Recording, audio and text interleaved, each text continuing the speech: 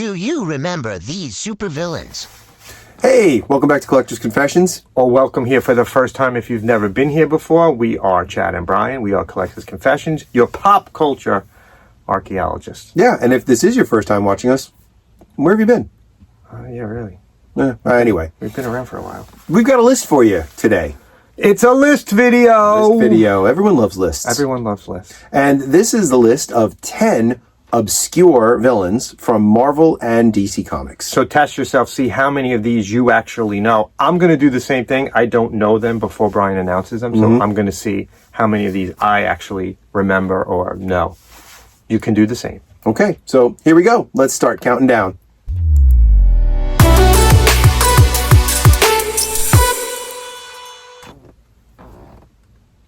At number 10, we have Manga Khan.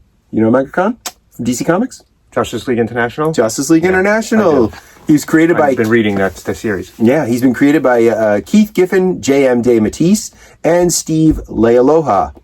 By the way, J.M. DeMatteis, I've been reading a lot of his stuff lately. It's fantastic. Really good. Fantastic. I don't know how I missed him. Fantastic. Always one of my favorites because of the Justice League, Europe Justice League International from the late 80s, early 90s, and all of those other comics that tie into it. Starman, Mr. Miracle, it's really good. It's a great time in DC. If you've never read the 90s DC stuff, it's really good. Yeah, he's just a solid writer, too. Yeah, solid. And Geffen is a fantastic artist. Fantastic. Yeah. They're teamed together. So, he first appeared, Manga Khan, that is. First, not J.M. DeMatteis. He first appeared much earlier. Much earlier. Yeah, Manga Khan first appeared in Justice League International number 14 in 1988. I have it sitting somewhere here. Khan is an intergalactic trader who sells and swaps anything from people, monsters, planets on a QVC-like channel in space. He started as a villain, but he kind of transitioned over to more of a helpful character to the Justice League International. Kind of a joke. Yeah. In his natural state, he's a gaseous entity who communicates through telepathy, but we see him a lot wearing this really cool, shiny gold armor. And like I said, he helped out the JLA. Once he even traded his helpful robot assistant Elron to the JLI in exchange for the villain Despero. That's right. I actually recently just read this run of the Justice League. He's in a couple of issues after 14 where they deal with him. It's a storied run. So there you go. That's one that I know and that I actually have the first appearance. Okay, and number 9, we have Cobweb. You know Cobweb? No, Marvel? I do not recall. Okay. He's created by Bob Budiansky and Brett Blevins, both who have very fun names to say. Budiansky and a lot of Blevins. B's in those names. Yeah, a lot of alliteration. BB. I like alliteration. I know. So do comics. Right. He first appeared in Sleepwalker number 3 in 1991. Oh, you got to read it. I do have that. Cobweb's a demon who battles Sleepwalker throughout a lot of the series until he's finally killed in Sleepwalker number 33 in 1994. Well, that was kind of a spoiler. I should have said spoiler. Yeah, spoiler. Sorry. There you go. You know the whole history of Cobweb now. Yeah. Well, seeing as how Marvel's using a lot of these supernatural and cosmic characters lately, I wouldn't be surprised if we see Cobweb show up in the background somewhere of a Doctor Strange movie or something. I wouldn't be surprised if Sleepwalker appears at some point. Yeah, I imagine he might, right? He fits in with that. Yep. And then we move on to number 8. Now, at number 8, we have our very first Batman villain on the list. There's another one on the list. Batman has a lot of weird characters. 1950s and 60s. I mean, look at Suicide Squad. Yes. Who's the breakout character? Dot-Man. Polka Dot Man. Polka Dot Man. Yeah. And who would have thought? No, you would never have thought. So any one of these characters could come back in the movies. You never know. At any time. Yeah. So this one's called The Crime Doctor. And again, DC Comics. He's created by Bill Finger and Bob Kane. Big names. More likely Bill Finger than Bob Kane, actually. Every other character in Batman. Right. He first appeared in Detective Comics number 77 in 1943. The Crime Doctor is actually the code name for 2 different characters. The first was Matthew Thorne, who's a rogue surgeon who assists criminals when they get hurt, and he ran afoul of Batman a couple of times. And the second, in the post-crisis continuity, was Bradford Thorne, who's the brother of the infamous crime boss Rupert Thorne in Gotham City.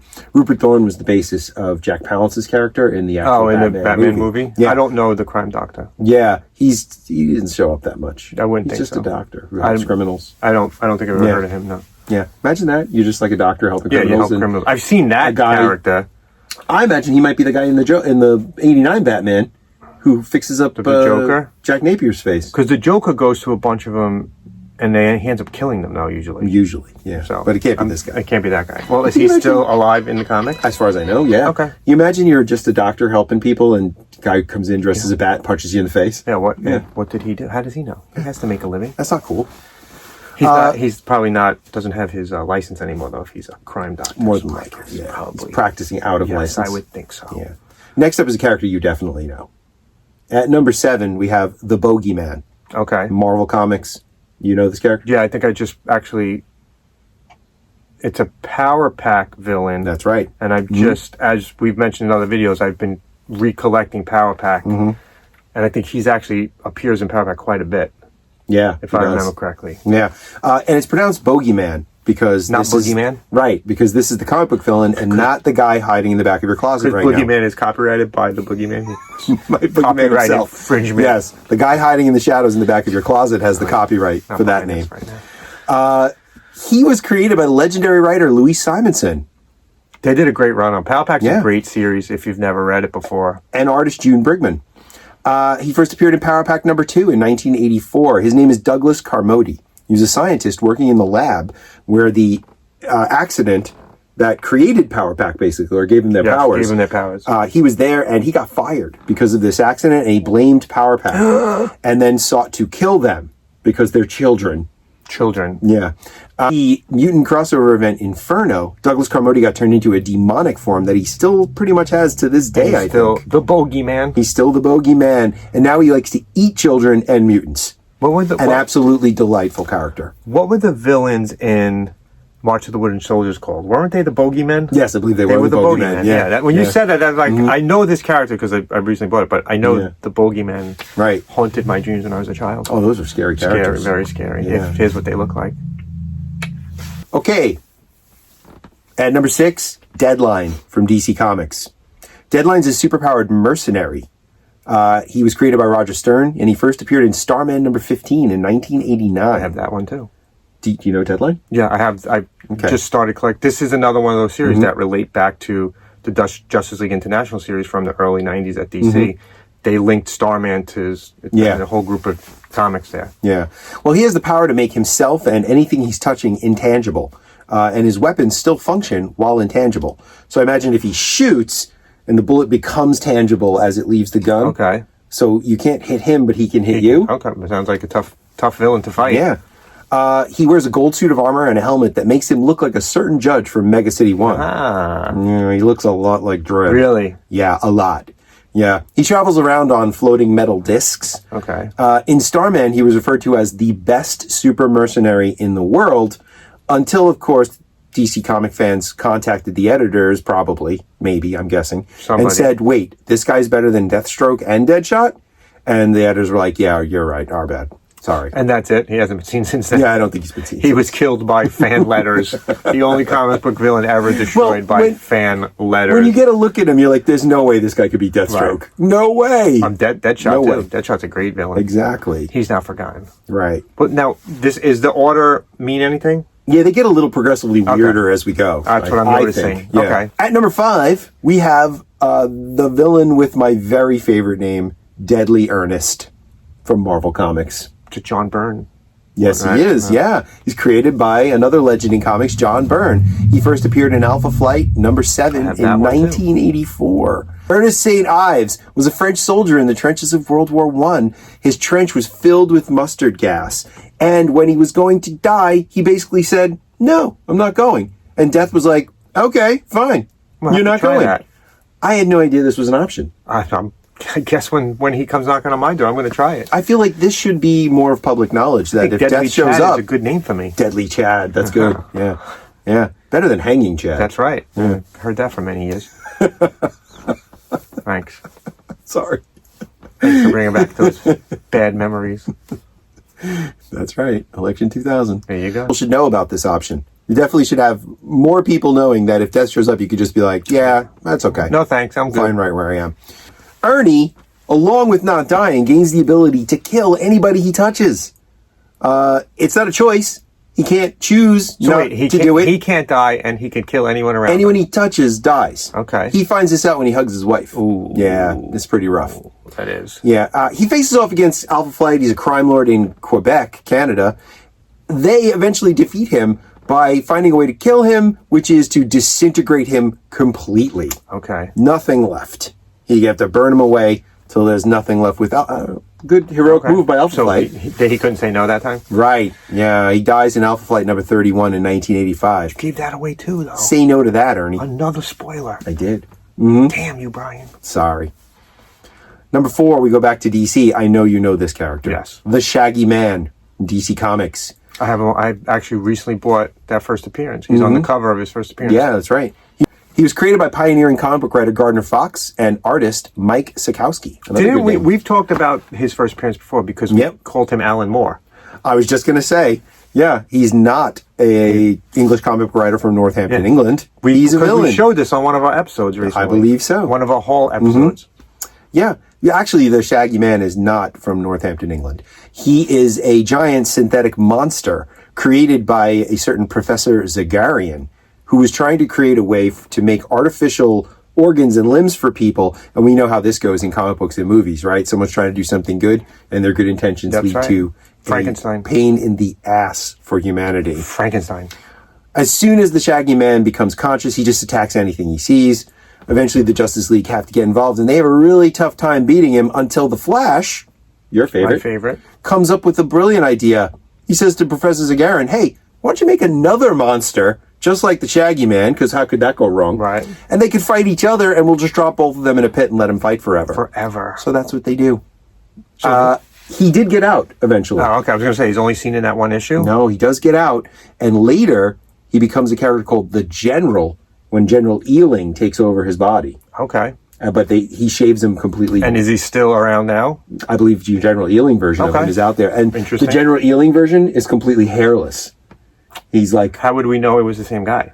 I don't know. I read up on it. Okay. Yeah. You did your research. He did his research. There you go. Yeah, now I did my research. Know. You're smarter because of Brian's research. There you go. Shaggy Man. Shaggy Man. At number 4. Kind of looked like my dad when I was a kid.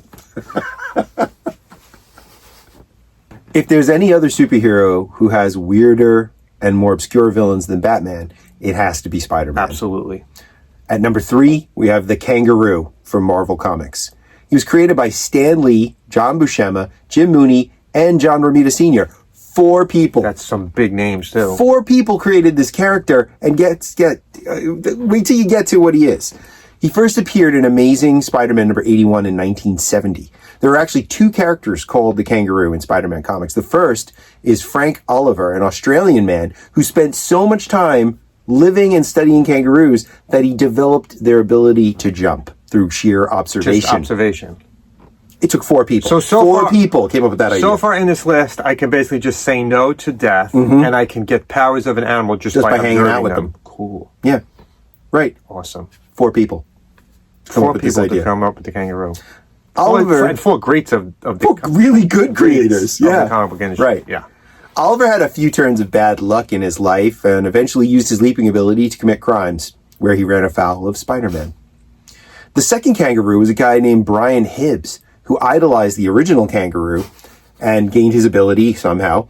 By idolizing him. 4 people. And fought Luke Cage and then fought Spider-Man in 1997. I believe in the Amazing Spider-Man at that time. Not Spectacular Spider-Man. Okay. Yeah. Marvel, I'm still waiting for that character I want based on Capybara. Give me what I want. It's not out of the realm. Give me what I want. Team up. Capybara and Kangaroo. At number 2, we're back to Batman. Who's number 1 going to be? At number 2, we are back to Batman. Okay. And this is a special one. The Penny Plunderer from DC Comics. He was created by Bill Finger and Bob Kane, and he first appeared in World's Finest Comics, number 30, in 1947. Joe Coyne, get it? Yeah. Joe Coyne. He's obsessed with pennies. He's a master thief who commits penny-themed crimes. You know that giant penny in the Batcave when you see the drawings of the Batcave? That's from Joe Coyne. Joe Coyne ran afoul of Batman a couple of times during the 1940s until he was finally caught and then sentenced to death in the electric chair. Just for stealing pennies? He was killed in the electric chair. Did he murder anybody? I don't know. He just stole pennies? I don't know. Wow, that's harsh. Joker, running around, no problem at all. Penny pincher. Penny plunderer. Sorry. Penny plunderer. Penny pincher. Sorry. The penny plunderer, which sounds like a newspaper you get. The plunderer. He gets put to death. It's on my front step. In the electric chair. Oof. And Batman, the ghoul that he is, has a giant penny in the Batcave and commemorating this. The thing is that's you. I guarantee you, 99% of the people don't know what that penny is from. No. Now you know. You can tell your friends. I know who that penny is from. It's Believe from the me, penny plunderer. When I was a kid and I read Batman, I was like, "What's up with the penny? And what's up with the dinosaur?" Of course. Why are they there? The dinosaur's a robot. He was commemorating the electrocution death of a penny plunderer, a petty criminal. Yeah, a poor schmuck named Joe Coyne. Poor guy. So we haven't seen him since the 40s? No. Yikes. Penny Plunderer is not going to appear in a DC movie anytime soon. He has no post-crisis continuity. If he's number 2, I can't even imagine who number 1 is. I never heard of the Penny Plunderer, so we're going through this saying what I know. No, I've never heard of the Penny Plunderer, but I do know the penny. Right. Had no idea who it was from. That's what it's from. Batman's kind of a ghoul. It's a little bit morbid. Yeah. And number 1 on our list, this one has a lot of things going for it. This is the Hypno Hustler from Marvel Comics. Yeah. Okay. Created by Bill Mantlo and Frank Springer. Yep. He first appeared in Peter Parker, The Spectacular Spider-Man in number 24 in 1978. Antoine Deloigne is the lead singer of a band called the Mercy Killers. He also has the ability to hypnotize people when he plays his guitar. And when he's joined by his band, it augments his power so that he can hypnotize mass groups of people. He uses this to rob audiences. He also has a suit of armor that can emit knockout gas, and he has knives hidden in his boots. Okay. If he hypnotizes people, what does he need the knives for? I'm not sure. It seems to be a little overkill. Yeah, I would think so. As goofy as this character sounds, there is a pervasive internet rumor that Donald Glover is going to be playing him in a movie soon from the Sony Pictures Spider-Man universe. Really? Yes. Like the ones that put out Craven and Morbius. Hypno Hustler is coming up. Can get his own movie, though. I thought he was going to be Prowler. Wasn't he, though? He's supposed to be Prowler, but I guess Hypno Hustler's just as good, right? Right, guys? That's a true rumor? That's real? It's out there. The Hypno Hustler. The Hypno Hustler. All right. I guess if we're going to have Taylor Swift as Dazzle, why not have the Hypno Hustler by the great Donald Glover? Yep. Okay. Interesting list. By the way, I have a question that's just slightly related to this. Did that Craven movie ever come out? Not yet, no. Oh, okay. Everything got delayed. I had no idea. I think it's done. Okay. Everything just came out, and because of the strike. I just read Craven's Last Hunt. And it's awesome. And I think I'm wondering if it's going to be good. Good. I don't know. We'll see. It's that Spider-Man universe that they keep. Morbius. Morbius was awful. Should have been so much better. Awful. That was awful. But the Venom movies are good. I never saw them. Venom movies are good. I didn't watch them. Morbius was. You watched Morbius before you watched the Venom movies?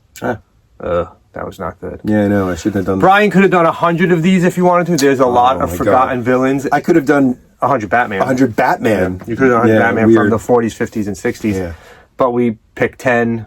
Brian spent like 3 months going through a list of villains from the past, the forgotten villains.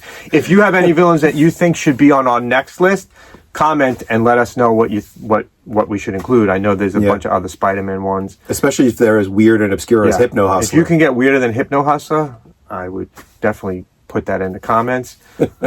Like our video. Also, if you would like to join our membership, we have a YouTube membership now. You can get exclusive videos. This one is going to be a good unedited one. So you'd have access to the unedited version of this video and a whole bunch of other things, some merchandise. We have our own store on YouTube now. You also can help us out on patreon.com/collectorsconfessions if you want to donate to the show. A lot of perks on there as well. And we have a store attached to our TikTok account now as well, where you can buy products related to the things we talk about. Not Collectors Confessions products, but action figures, comics, t-shirts, stuff like that. Yeah, collectibles. Yeah.